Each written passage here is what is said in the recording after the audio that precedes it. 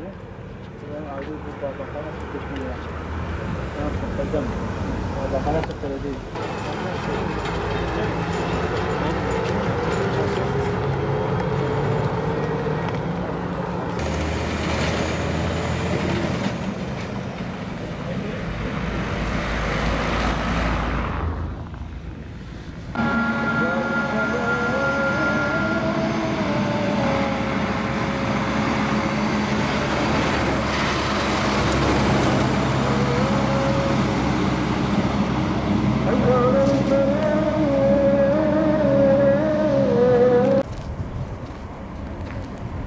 Bir şey yok ki.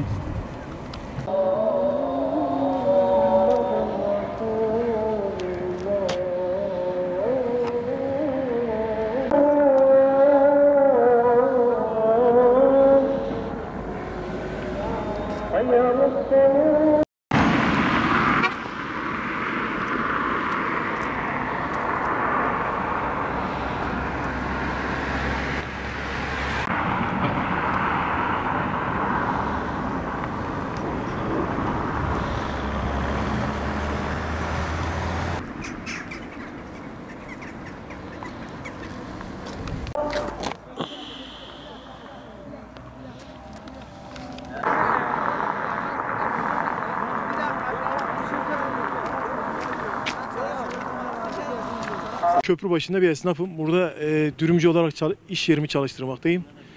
Yaklaşık sene 80'lerden bu yana Palu tarihi köprümüz ve aynı zamanda bir tarihi var bu köprünün.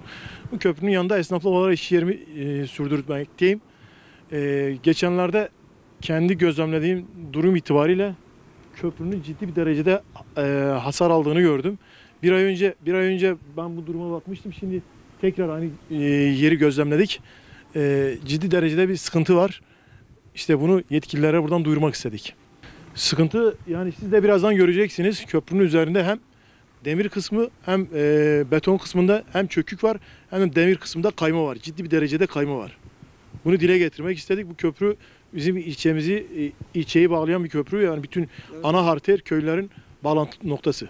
Son zamanlarda aşırı derecede tonajlı arabaların buradan geçtiğini herkes biliyor. Mevcut olan köprünün üzerinde zaten ciddi derecede çatlaklar oluşmaya başladı. Daha önceden de vardı.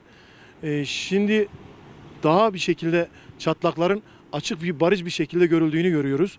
Yani buradan tonajlı araçların geçmesinden mi kaynaklandı, son zamanlarda yapılan ard arda gelen depremlerden mi kaynaklandı bilmiyorum ama köprüyü siz de birazdan göreceksiniz, ciddi bir derecede tehlike arz ediyor. Ben geçenlerde Karayol Bölge Müdürlüğü'nü de aradım.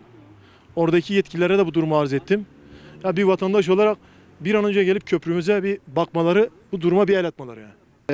Bu Palu Köprüsü 1982'de yapıldı.